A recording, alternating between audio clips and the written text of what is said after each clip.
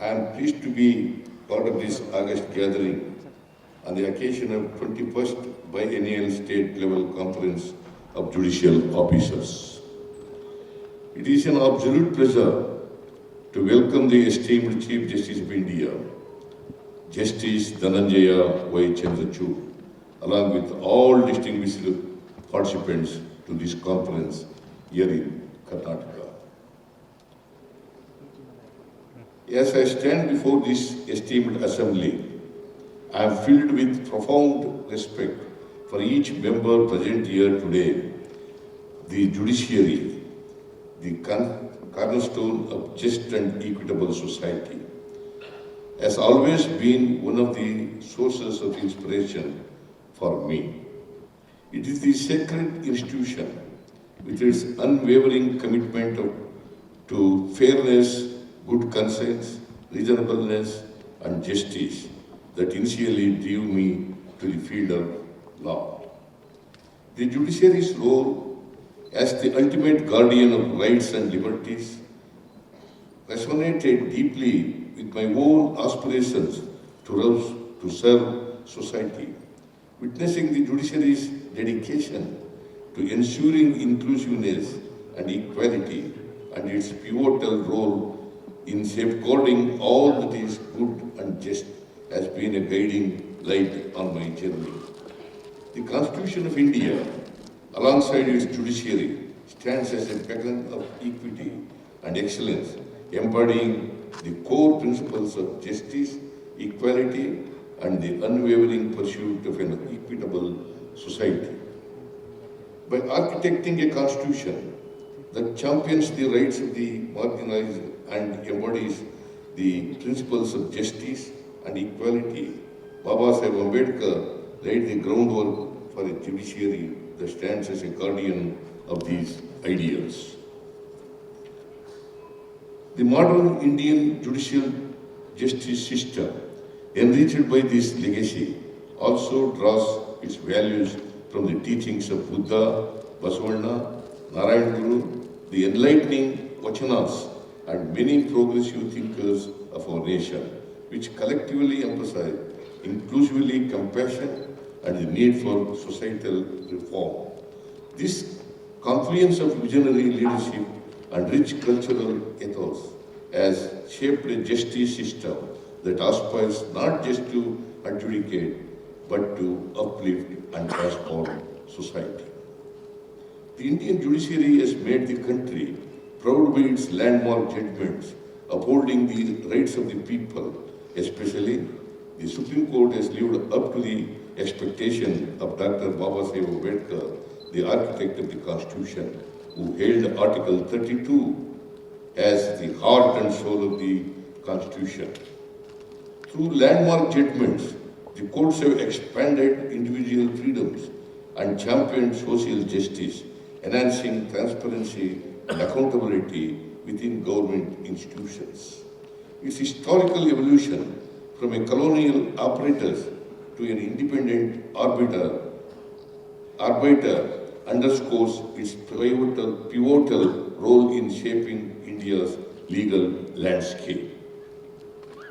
While the members of the judiciary have been working tirelessly to overcome the challenges facing the system and to stay true to their responsibilities, it is equally important to pause and reflect on the approach and question how one could be more effective in achieving the larger purpose.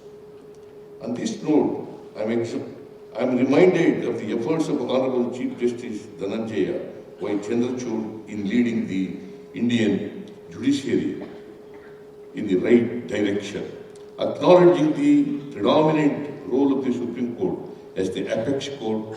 He shifted focus to long-pending constitutional bench matters that have a profound impact on the direction of our legal jurisprudence and on the lives of Indians.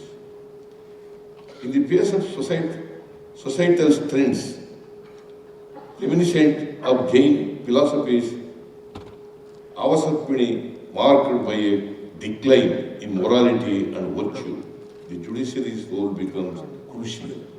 The judiciary's duty extends beyond legal interpretation to moral stewardship, guiding society towards virtue and integrity. Through its wisdom and actions, the judiciary can inspire a moral renaissance, steering society away from decline and towards a path of communal harmony and elevated ethical standards, embodying the resilience and guidance necessary for societal upliftment. The theme of this conference, Equity and Excellence for a Futuristic Judiciary, resonates deeply with the ethos of our democratic society and the imperatives of our time. In the quest for a futuristic judiciary, ensuring the aspects of accessibility, availability, and affordability is crucial for fostering social inclusion and equality within the justice system. The pursuit of these principles is a moral imperative to ensure that justice is not a privilege of the few, but a fundamental right of all. Accessibility to justice means that every citizen, irrespective of their socio-economic status, geography, or literacy levels, should find the doors of our courts open to them. The use of digital platforms and e-courts is a step in the right direction, allowing for seamless filing of cases, hearing schedules, and even virtual court of proceedings, thus breaking down the barriers of distance and time. Availability of justice implies that our judiciary is equipped to handle the volume of cases brought before it. The perennial challenges of case backlog threatens the very principle of justice. Denied is justice denied. It is imperative that we adopt a multiple-pronged strategy to address this issue. Affordability of justice is a critical concern that affects the very essence of equitable justice. Legal aid services must be strengthened and made more robust to ensure that the economically weaker sections of our society are not denied justice due to the lack of financial resources. We must work toward a system where legal aid is not just a service but a guarantee of our justice system. Language should not be barrier to justice. The use of the local language in court proceedings or the integration of artificial intelligence to provide real-time updates and translations can significantly enhance the understanding and participation of litigants in the judicial process. This not only makes the courts more accessible but also instills a greater sense of trust and confidence in the judiciary among the common people. In our relentless pursuit of justice and equity, both the state and judiciary have historically been more powerful than the society. Courageously confronting and dismantling the social evils that have long shackled our society, the state has firmly stood against terrible practices like sati and untouchability and the unfairness of child marriage driven by a belief in promoting freedom and empowering people. Through transformative initiatives like land reforms and the enshrining of rights for women, we have not only challenged the status quo but have laid the groundwork for a society that values and upholds the dignity of every individual. These actions reflect a profound commitment to rectifying historical wrongs and fostering an environment where equality and justice are not mere ideals but lived realities. We, the people of India, resolve to constitute India into a sovereign, democratic republic, socialist, secular, as stated in the preamble. First 25